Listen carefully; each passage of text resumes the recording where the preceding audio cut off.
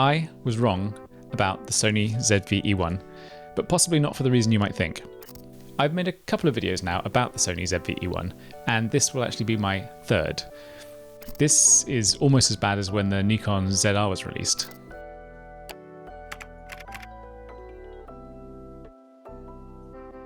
In my ZV-E1 versus ZR review, I ended up coming out thinking that the ZV-E1 was the superior of the two cameras. I go into further detail on that in the full-length review that came after. But in spite of my customary professional, deep dive, detailed review style, I missed out one important fact, something so key to how I felt about the ZV-E1 that I really felt like I had to circle back round and issue this correction. One of my gripes with the camera was when I tried to use it with my new favourite lenses, the Thypoch Simera-Cs, it kind of struggled. One of its superpowers is its advanced IBIS. Now, obviously I wouldn't expect the full IBIS functionality to be available with a manual lens, but some, possibly, or as a minimum I'd hope that the IBIS at least wouldn't bug out, which it did. Well, it turns out, dear viewer, that the issue wasn't with the ZV-E1, it wasn't even with the lens. No, it was much bigger than that. It was user error, a perennial blight. It turns out nearly all Sony interchangeable lens cameras have a setting that allows them to accommodate manual lenses. I'm a long-term Sony user, you'd think I'd have known this, but no. In my defense, this is the first time I've really had an occasion to use manual lenses on any of my Sony bodies, so it's just something I hadn't encountered before, embarrassingly. So in this video, I want to do two things. First, actually show you the setting that I completely ignored, and explain why it changes how I feel about the ZV-E1 with manual glass. And second, to run the ZV-E1 through its paces again with the Thypoch Simera-C lenses and talk about a frankly ridiculous Christmas offer that Thypoch is now running on them, which again stacks with my own discount code. And that part is genuinely worth hearing about if you're still Thypoch curious. Let's fix the technical bit first. If you put a manual lens on the ZV-E1, something with no electronic contacts like the Thypoch Simera-Cs don't have, the camera has absolutely no idea what focal length you've just bolted to the front. And because Sony's stabilization isn't psychic, it just has to guess. In my original ZV-E1 review, it was guessing badly enough that the IBIS felt a bit wobbly and pretty unpleasant, which I laid at the camera's door. What I should have done is gone into the menu and told the camera what lens I was using. There is a setting on the ZV-E1 that lets you punch in the focal length of the manual lens. You mount, say, the 21mm Simera-C, you go into the stabilization lens settings and set it to 21mm. If you swap to the longer Simera-C, the 35, you change that number to match. Once you do that, the stabilization suddenly behaves like it's meant to. The weird warping at the edges, gone. That feeling that IBIS is fighting you when you try to hold a simple move, massively reduced. It just becomes a normal, predictable, useful experience again. So when I said in my original video that the ZV-E1 didn't really handle manual lenses very well, that wasn't strictly accurate.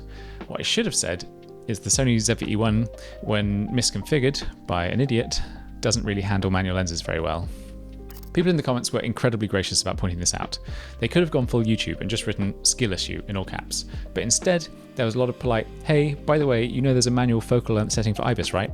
So consider this to be my public thank you and my public correction. Now that the camera is actually set up correctly, how does it feel with the Thypoch Simera-C lenses? Short answer, much better. Long answer, it's become one of my favourite ways to use the ZV-E1. With the focal length set properly, you get this compact, full-frame body, great image quality, Thypoch's pleasingly characterful rendering, and stabilisation that behaves itself.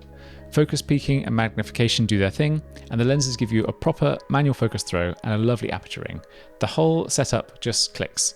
Not literally, it's a declicked, smooth aperture ring. It's put the camera in a very different light for me. Instead of feeling like the ZV-E1 was all but incompatible with manual glass, it now feels like a very capable partner for those lenses, and those lenses are among my favourite.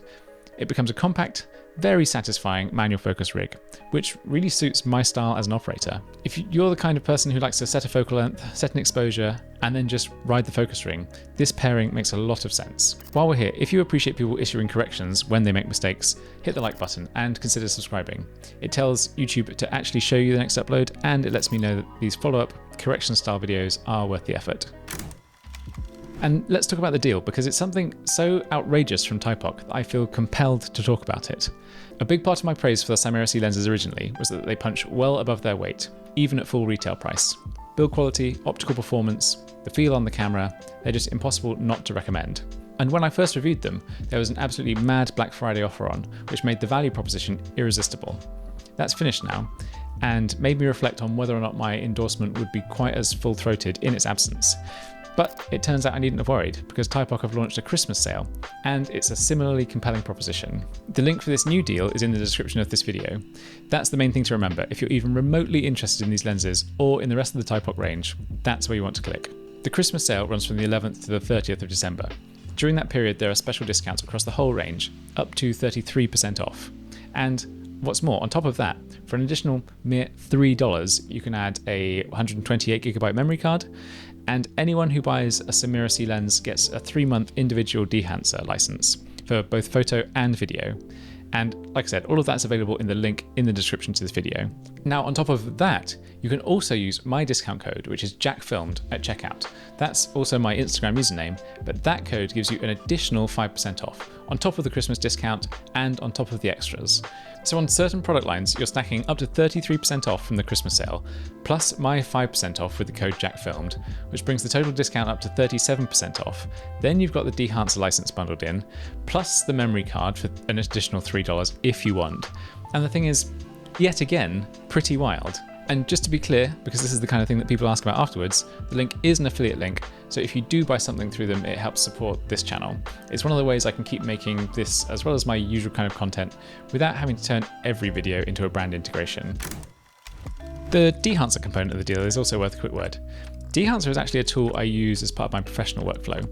It's a fantastic way to get a filmic look out of digital footage in a way that's pretty controllable. You get proper film stock emulations, halation, bloom, grain that looks like grain rather than just like static, and a whole bunch of controls that make it feel like a modern version of actually working with film, rather than just some sort of filter, Instagrammy, gimmicky type thing. It's definitely not something that's appropriate for every single project, and there are commercial jobs where the brief requires a clean, modern look, and you don't want any of that extra character.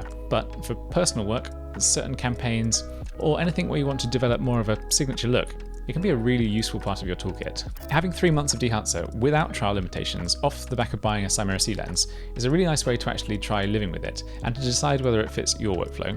If you want to see the kind of stuff I'm shooting between uploads, some of it with the Thypoch lenses, some of it with the ZV-E1, some of it just me faffing around on the coast, I'm on Instagram as JackFilmed, the same as the discount code. That's where a lot of test frames and kind of half-formed ideas end up before they turn into full videos. So where does this leave my thoughts on the Sony ZV-E1? The main point of this video is the correction.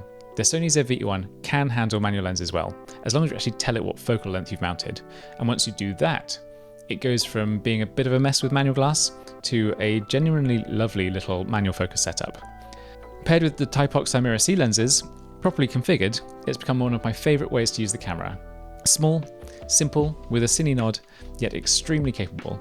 If you want to check out the Christmas deal, again, the link is in the description, and the code JackFilmed will stack an extra 5% off on top of the Christmas discount, taking the total savings to around 37%. With the Dehancer bundle, the optional card thrown into the mix, that's pretty wild.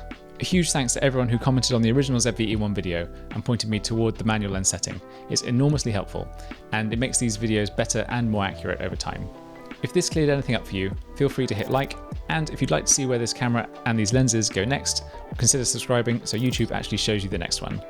The hawk-eyed observer might have noticed that my mic setup is a little bit different in this video. I had hoped to make my shotgun mic on a boom out of frame work, but in this untreated space, there's just too much reverb. I've been cleaning up the audio in the edit with a plugin called Supertone Clear, and although it really ably addressed the reverb, it did introduce a slightly unpleasant characteristic to the audio. I'm probably going to end up going down the Shure SM7DB route, but as I happen to have this SM58 to hand, I thought I'd try it out as a stopgap. So let me know what you think in the comments. I'm Jack, whatever this work in progress is, I'm calling Western Approaches. Thank you very much for watching, and I'll see you next time.